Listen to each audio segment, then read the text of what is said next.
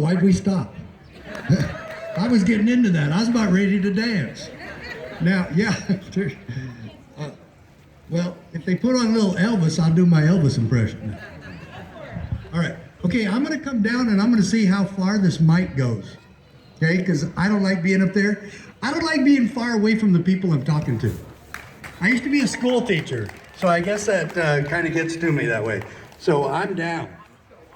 All right. Have you been checked by security? Oh, oh yeah. Oh, good. All right, perfect. And this is really making me feel at home because I usually teach kids about your age right here. That's good. Okay, how old are you? You're 16? You're at the right place today. How about you? Perfect. Because I used to do 8th grade and I used to do sophomore and junior American government. Okay? And you could still take my constitutional class that's on my website at cspoa.org. And it's, I'm telling you, I know there's a lot of good constitutional scholars here like Doug over there and all that, you know, but this is the best constitutional class you can take online, and just go to cspoa.org. And who can be a member of CSPOA? That's right, ma'am, you can. That's right, ma'am, you can. Everybody can and everybody should, because why? We have the last, maybe one of 2 and 3 peaceful solutions out there to really take back our country. And I can't even tell you what the other 2 are, because I just think there's got to be something else there. However, a constitutional sheriff can protect you from any government abuse. Any. Okay, so I'm trying to get away from the speakers, but I'm trying to also take both sides here. Okay, so it's too hot to get everybody to come to me, so I'm coming to you. Okay? All right, good job. Thank you. So, if the sheriff can stop all that, I was having that conversation with the sheriff, Tom Hodgson, and if you may have seen his letter, because he got 250 sheriffs to sign a letter to Biden saying that we will not allow you to do your gun control in our counties. Okay? Now, Sheriff Tom Hodgson is in Massachusetts. If Massachusetts sheriffs can do that, how about the California sheriffs? Yeah. Come on, you can't have Massachusetts beat California. And by the way, we're not giving up on California. No way. This is going to be a freedom state. Okay? Freedom! So, there's a few things that should unite us, and what Tom Hodgson told me on the phone when he started doing this, he said, all of the abuses, we talked about all these horrible things that federal government, state governments are doing, and he paused. And he's been to our CSPOA conferences before. In fact, he has spoken at them. And he knew what he was telling me, that I already knew it and that he already knew it. He was just kind of reminiscing, and he goes, you know what, Sheriff? The sheriffs of this country can stop all of it. Yeah, that's right. And it's the truth. I'm telling you the truth, ladies and gentlemen. And so this is where you need to get involved. Yeah. Your sheriff works for you. That's right. Okay, Smiley. Look it. Smiley. Do you know who your sheriff's boss is? The people. I don't care where you're from. Who's your sheriff's boss? I happen to not know. The people. Oh. That's it. That's it. So, I'm glad we had this conversation, because I don't think he's going to ever forget that again. Thanks, man. The sheriff does not answer to anyone in government except we the people. You appoint him, and you're the one that directs him in the job that he does. Now, I should say him and her, because there's about 18 female sheriffs in America out of 3,000. So we need to kind of maybe catch up on that. But there's some really good female sheriffs in this country. Sheriff Worley in Nye County, Nevada. She's a lifetime member of the CSPOA. Boy, we love Sharon. What a great sheriff, what a great lady. But when Sheriff Hodgson told me that, and then I saw this gun control, I told him, I said, if there's anything that will unite the sheriffs of this country, it will be the implementation of more gun control. The sheriffs will rise up and stop it. And this has already happened in history 2 different times. When I did it in 1994, 6 other sheriffs joined me, and we ended up stopping the entire Brady bill movement to get rid of gun shows, gun dealers, gun shops, and ammunition. And Brady bills 2, 3, 4, and 5 were completely killed and never got out of committee because a handful of sheriffs sued the Clinton administration and stopped that in its tracks. Then, in 2012, after the Sandy Hook shootings, 550 sheriffs of this country raised up and told Biden and Obama that they would not tolerate any federal agent coming into their county Amen. to make criminals out of their law-abiding citizens just because they had a gun in their home, or in their pocket, or in their car, or wherever they choose to have one. And you know what an assault rifle is? It's what I have in my home, and I can have it because I choose to have it. And it's none of my government's business that I have one. They might know now if they're watching, but I don't care. I don't care if they know. I'm a free man, and I've never hurt anybody. In the 20 years I was in law enforcement, I never hurt anybody. I never shot anybody. I never beat anybody up. I never slugged anybody. And yet I was still highest in arrests. And the main thing I did when I was doing all that, I stopped what I was doing as a cop, and I started studying the Constitution. Whoa, there's a problem. There's something really strange. A cop, a rookie cop, who starts studying the Constitution.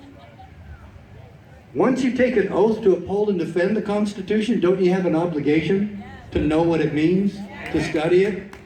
And folks, I'm going to tell you where we unite. I'm going to tell all of you where we unite. Everybody over there at the tables, I want you to hear where we're going to unite in America. Biden said he wants unity. I've got the solution for him. I've got it where he can have it. Okay? It's right here. Listen. Where law enforcement and this country and many countries across the world should unite is in our resolve to stop human trafficking and the exploitation of children. And the human trafficking and exploitation, sexual exploitation of children. That must stop, and we should all be united in that, all of us. China, England, Canada, Australia, all of them with us to stop this horrific, insane, heinous crime. And I can't believe that we're still talking about it. And yet some government officials are part of it. And we need to make sure that they start answering. And the sheriffs of this country should be raising up and trying to stop this, and we should unify behind that. Mr. Biden, you want unity? Get us to fight as a country to stop that. And sorry, you need to do it at the border, and you can't leave the border unprotected. Okay. Next one. As a country, if we fail to unite behind one simple document, then there will never be unity, and there will never be civility. It's called the Bill of Rights. There's about 28 God-given rights that are specified in the Bill of Rights. Now, I know you all know there's 10, right? There's 10. But there's 28 principles. There's 5 in number 1. Okay? There's about 7 or 8 in number 6. And 4 has 3 or 4, and 5 has 3 or 4. And number 8 is kind of confusing because it says no cruel and unusual punishment. Is that 2 or just 1? Or no excessive fine or bail. Is that 2 or just 1? So when you count them, you'll get 27, 28, 29, maybe 30 at the most. But if we don't unite behind the Bill of Rights, it's never going to happen. You know why? Because this is why the Founding Fathers promulgated the Bill of Rights in the first place. You see, the Bill of Rights wasn't in the Constitution at the beginning. And some of the more radical Founding Fathers, you know, like those guys like John Hancock and Sam Adams and Patrick Henry, they went to James Madison and they said, look, it didn't go far enough.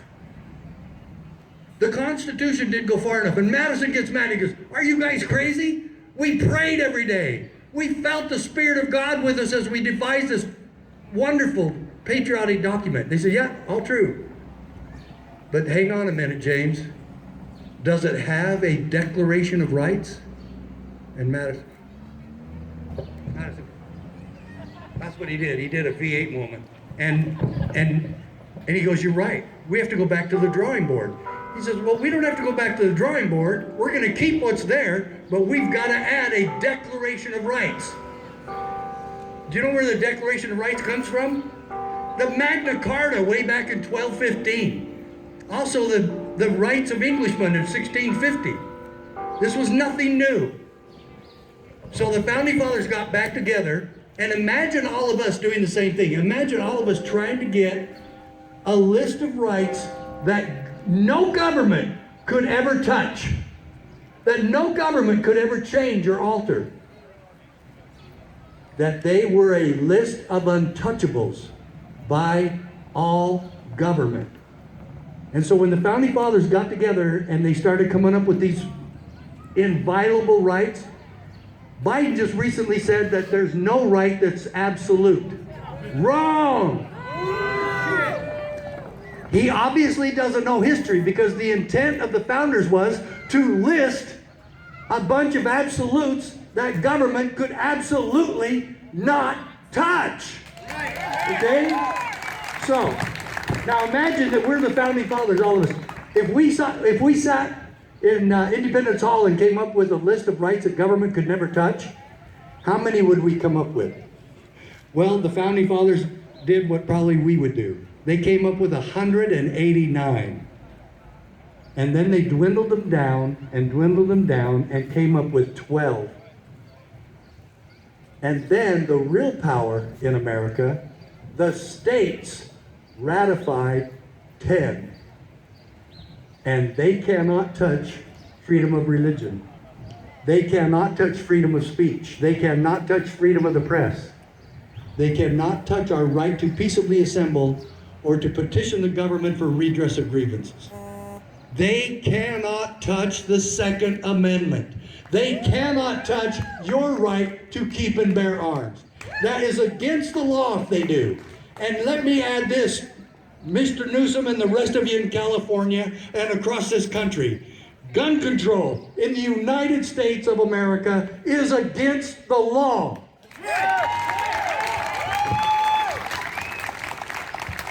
Same thing, now we come back to this. How does this unify us? Did any of us, can you imagine if any of us ever would have signed up for America if our politicians and our so-called leaders would have told us this? You'll not hear this from any of the founders. But what you're hearing today, if they ever came to us and said, we're going to protect your liberty, we're going to protect your civil rights. We totally support the civil rights movement of the 60s. We totally support what Martin Luther King stood for. We believe in civil rights. We believe in God-given rights. We believe in natural rights that we were all born with. And we will protect and defend those. Oh, except if there's an emergency. We won't do it if there's a disease. We won't do it if there's an emergency. We won't do it if there's a bad hurricane in New Orleans. If we ever have to make liberty and the Constitution null and void, maybe I'm getting too far away. If we ever have to do that, we will, but rest assured, it's for your own good. Right, Tasha? It's for your own good. It's for your own good. And believe me, just because we're a bunch of corrupt crooks doesn't mean we don't know what's for your own good. You can trust Nancy Pelosi with that. Okay, Maxine Waters. Folks, this is totally serious. There is no exemption clause. There is no even implied exemption powers for anyone in our country to take our rights away from us and say, we'll give them back to you when the disease is over. No way, no way. And for our country today to have arrested ministers for having church and stopping churches and arresting parishioners? Are you kidding? Thank you, ma'am. Are you kidding? In America? And you know what? Liberty is for all races. It's for all people, even all religions. There's no exemption to that either. There's no exception because of where you're from or who your daddy was. As a matter of fact, I don't care who your daddy was. Okay?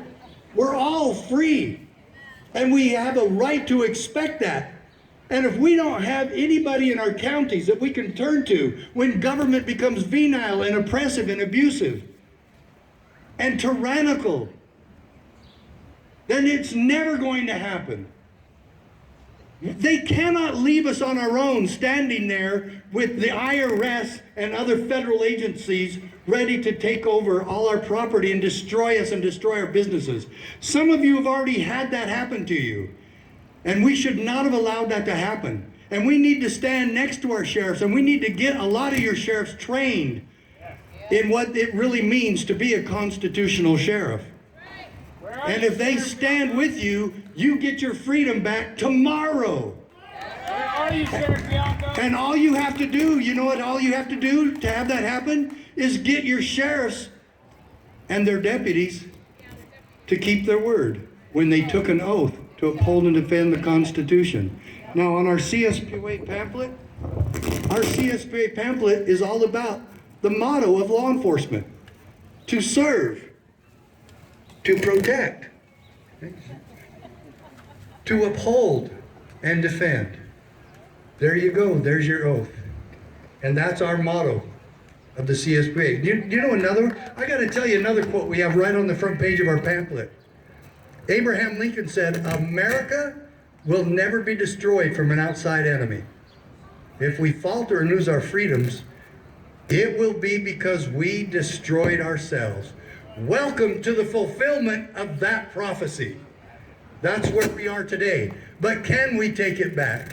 Absolutely. And that is the only reason I'm here, because I know we can. It's already working. And if you look at our pamphlet, you'll see a picture at the bottom there of a county sheriff from Indiana, Elkhart County, Indiana, Sheriff Brad Rogers. Let me tell you real quickly what he did. As sheriff of Elkhart County, he got notified by an Amish farmer. His name's David Hostetler. And David Hostetler kept getting raided by the FDA all the time. And he hadn't done anything wrong. They were spot inspections to make sure that his dairy farm was according to code. And after about the 7th or 8th time, he got tired of it, and he called the sheriff. The sheriff went out there and said, okay, what's up? The sheriff talked to him, and he said, I'm going to put a stop to this. Are you willing to take the heat with me? And he says, yeah, let's go, let's do it. And Sheriff Rogers called me, and you know what? Sheriff Rogers had our constitutional training 2 years before this happened. Funny, huh? Because Sheriff Rogers got a hold of the FDA and the U.S. Marshals and the Justice Department and said, if your agents come back to my county without due process, without probable cause, and without duly signed warrants, I will arrest them for trespassing. Oh, there you are. How about that for a trespassing charge? Yeah. Now that would be legit. Yeah. And you should know. Okay? So then, of course, do you think the FDA took that lying down? Are you kidding? So they threatened to arrest Brad Rogers for a felony obstruction of justice. Oh, he was obstructing something, all right, but it wasn't justice. It was injustice he was stopping. And we all, every sheriff in this country, every patrol officer, everybody in law enforcement has a duty to stand against all injustice. All of it.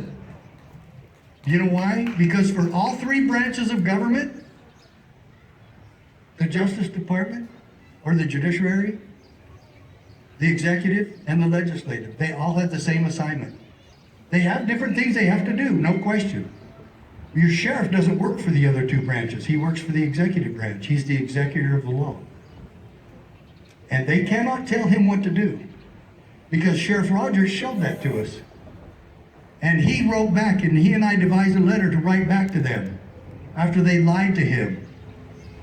And Sheriff Rogers and I sent that letter to him, to the FDA and to the U.S. Marshals. And 3 days later, David Hostetler got a certified letter saying that everything that they had brought against him was dropped. There's not going to be any more pursuit of him. They left town and haven't been back since, and that was 9 years ago.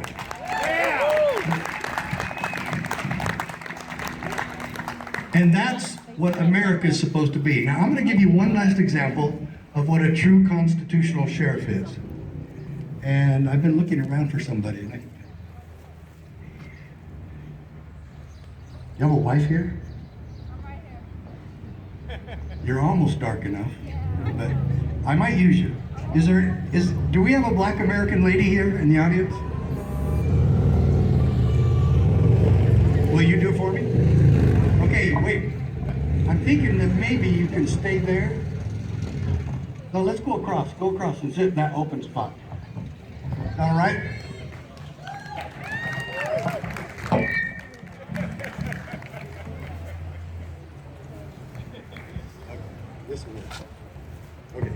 So, this is December 1st, 1955, Montgomery, Alabama.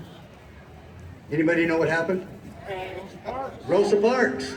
Rosa Parks. So Rosa, thank you for being here. I know you're not going to be too happy, but you're going to be arrested for not giving your seat to a white man. Okay? All right. So,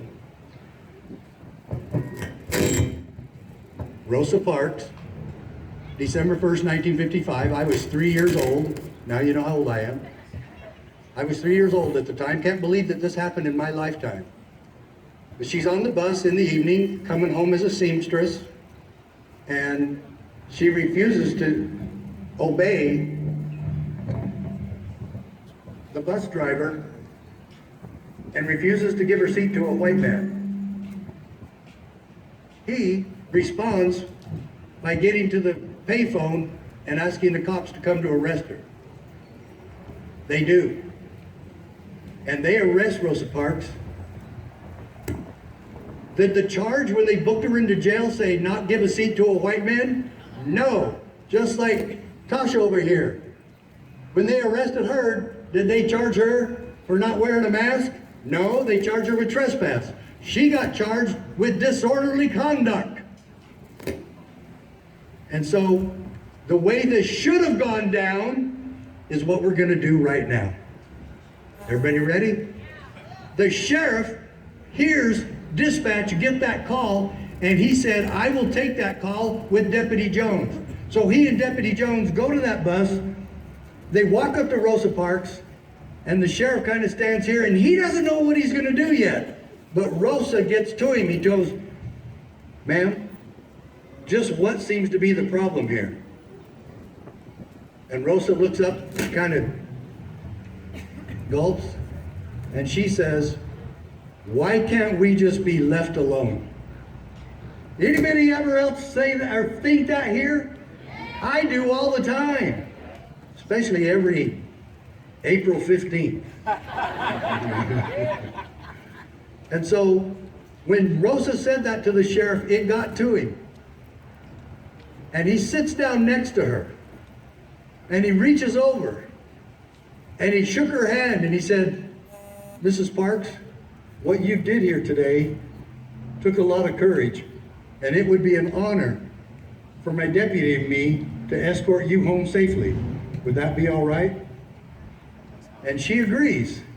or she should have, and we should have never heard of Rosa Parks. Because we should have heard of the sheriff that protected Rosa Parks. And the sheriff that believed what it says in the Declaration of Independence, and what Abraham Lincoln said in the Gettysburg Address, and what Martin Luther King said numerous times over and over. That all men are created equal. Yeah. And that we are to be treated as such. And so, the deputy and the sheriff are escorting her home safely, and the sheriff sees an all-white hamburger joint. And he turns to Mrs. Parks and he said, "It's kind of late now. I'll bet your family hasn't eaten." He's already got it. He says, "Do you want to go in there and get some hamburgers?" She goes, "It's an all-white restaurant, Sheriff." And he goes, "You're damn right it is. Let's go." So Mrs. Parks goes along, and what is that good constitutional sheriff doing? He's teaching the community what we do with stupid laws. Yes. And we put them in the trash can, and we uphold the tenet that made America great, that all men are created equal. And so he does it, and he shows people that that's what we do. And he's not worried about winning the next election. He's worried about changing society, and he does. And they get those burgers, and they come out, and then they walk right smack in the face of an all-white water fountain. And the sheriff says, "Make it 3 for 3, Rosa. Have a drink." And this good sheriff doesn't end there. He takes Rosa home, and here comes Mr. Parks, and he's really upset. What is going on here? And the sheriff puts up his hand and says, "It's okay, Mr. Parks. Rosa did not give her seat to a white man tonight, but it's going to be all right." He starts yelling at Rosa. "I told you not to do that anymore. I don't want any trouble with those hooded guys." And he was dead serious. And that's a dead serious thing to be afraid of. And a good sheriff put an end to that too. And he says, "Look, Mr. Parks, what Rosa did was right. And we're going to give you and your family extra patrol all night long for the next coming days and several weeks, till we know that you're safe. But Mr. Parks, let me ask you something. Do you have a gun in the house?" And Mr. Parks says, "Yes, I do, 12 gauge. And the good sheriff said, "Is it loaded?" And now Mr. Parks sets the sheriff straight. It doesn't do you any good if it's not loaded, Sheriff. And so, another lesson. And the sheriff was learning them as well as teaching them. And what happens? They give them extra patrol. My dear friends, that is a constitutional sheriff. And there is no reason that the sheriffs of California in this country should not be doing the same today. You want protection from the IRS, the FDA, just as Sheriff Rogers did? There's been lots of sheriffs that have done this. You haven't heard about a lot of it. If you look up Sheriff Brad Rogers, you'll see that incident. But it didn't go any further than Elkhart County, Indiana. But it went really far with us, and we named Sheriff Brad Rogers the Sheriff of the Year, Sheriff of the Decade, and Lifetime Achievement Award, because he stood for liberty at his own peril. And we need to quit worrying about our retirements and keeping our jobs, and do our job. Stand for liberty. All three branches of government have the same assignment. Put liberty first. Can I ask Brady back over there?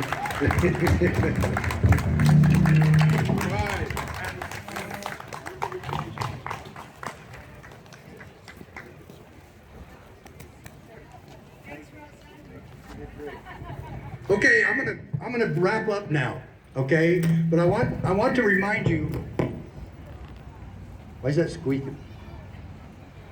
What you're squeaking? I'm on fire. Yeah. Okay. Here it is. This is a copy of my Supreme Court decision. They're over at my table. This case cost $400,000. I would like all of you today to raise that back for me. Okay, I know some of you have that kind of money. Like, look, that guy's got money. I can tell that guy right there. He's got money. But I want you to know what this thing said. This is a miracle, and you want to have this with you and have enough to share with other people, especially public officials. Justice Scalia, God rest his soul, wrote this decision. It was a 5-4 split. The 5 Republicans sided with me and the 4 Democrats sided with Bill Clinton or Janet Reno. That offended me. It's just politics instead of liberty, instead of our Constitution. Scalia does not make law. You know what he does? He gives us a history lesson. He quotes the Constitution. He quotes the Bill of Rights. He quotes the Founding Fathers. And Lordy B, he quotes the Federalist Papers. And one of the Federalist Papers says, hence, a double security arises to the rights of the people. Get this part. The different governments will control each other. There you go, Sheriff. It's your job to control the other governments. Could we ever say we're doing our job and we're saying, I will only protect you from street gangs and street criminals, but if the government wants to come and take everything from you, I will do nothing except refer you to a good lawyer. What? And Sheriff Rogers proved that taking a stand can end things what? Peacefully. And we still protect the people. What a great example of a constitutional sheriff. And then, my favorite quote from this decision. Here, rich boy. My favorite quote from this decision, I have memorized, and I hope all of you will memorize it also. It's towards the end, and he says this, quote, but the Constitution protects us from our own best intentions. What does that do to COVID-19 mandates? It protects us from your own best intentions. He goes on. It divides power among sovereigns and among branches of government precisely so that we may resist the temptation to concentrate power in one location as an expedient solution to the crisis of the day. End quote. The crisis of the day? Could you ask for a better quote if we were trying to stop all this nonsense with COVID-19? Do you know what a mask is? My choice and your choice. And so are all of my health decisions. They belong to me and my family, not to your governor. And not a sheriff exists in this country that should not be protecting me in that. None. There's not a single sheriff. Now, we get sheriffs on board. We need your help. And there's a lot of good sheriffs that are coming forward, even some that I never thought we would see. Sheriff Jones in Sacramento County, he really shocked me. And he came out against Newsom on the COVID-19 crap. That was a huge step, huge. But we still got to get them educated, and that's where you come in and make sure that you're diplomatic and tactful about it. This is a freedom movement, not to see who can outdo the other. It's not a pride contest.